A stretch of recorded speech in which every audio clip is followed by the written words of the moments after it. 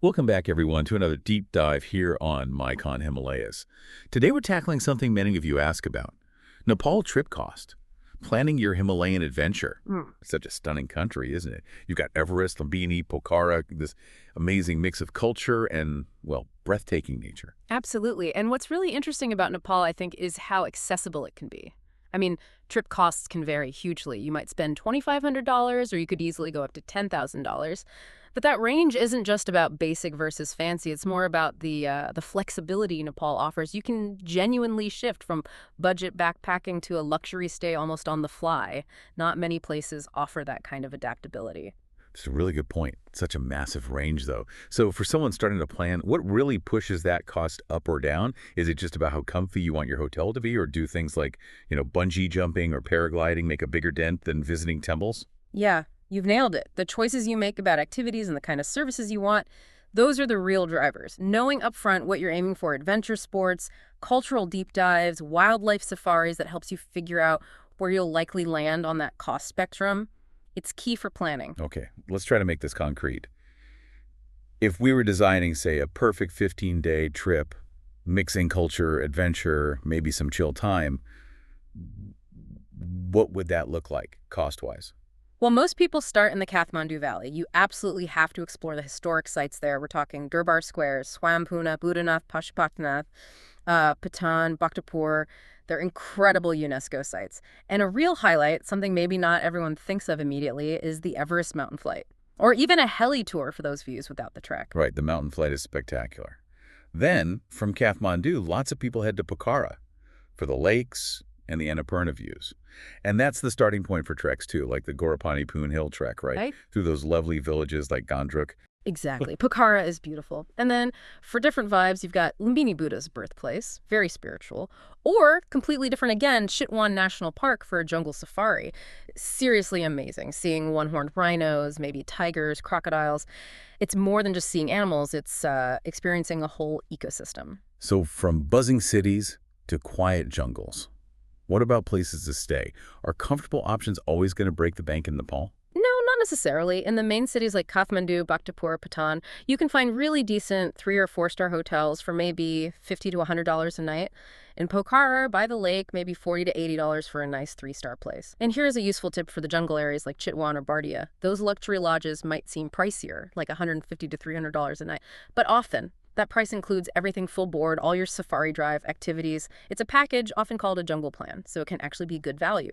Then you have hilltop spots like Nagoko, maybe $80 to $250. Lumbini, perhaps $60 to $150 or more. Lots of options. Okay, that makes sense on accommodation. What about getting around? How do transportation costs stack up? Right, transport. Well, if you want private transfers between the big cities, Kathmandu, Pokhara, Chitwan, you're looking at maybe $200 to $400 per leg. Domestic flights are a huge time saver, especially between Kathmandu and Pokhara or Chitwan, usually around $150 to $300 per person one way. But for budget travel, the tourist buses are fantastic, like $12 to $20. Can't beat it for value. And of course, don't forget your international flight cost into Kathmandu's Tribhuvan Airport. That's typically anywhere from $500 to $1,500 round trip, depending where you fly from. Oh, and don't forget the smaller costs that add up. Entry fees for sites, permits. You should probably budget around $30 to $150 total for various site entrance fees. And visas, pretty straightforward. $30 for 30 days, $100 for 90 days. You can usually get it right at the airport when you arrive. That's helpful.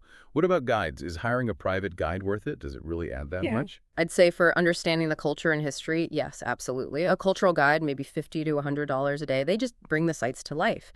And for wildlife, a good naturalist guide, maybe $70 to $200 a day, makes a huge difference in what you see and understand on safari. They really enhance the experience. It's not just looking at things, it's understanding them.